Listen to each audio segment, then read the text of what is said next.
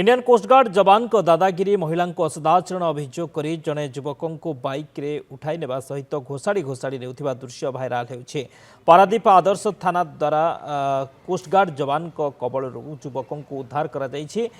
Bank street Lenka medical निकट रे 3 जन महिला आसुथिबा समय रे जड़े युवक यह महिला को किछि कहिथिले, मात्र किछि समय मध्य 2 जन वर्दीधारी व्यक्ति पहुंचवा सहित उक्त युवक को मारधर करने आरंभ करथिले। पर युवक को बाइक रे रास्तार घोषाड़ी घोषाड़ी उठाई नहीं जाइथिले।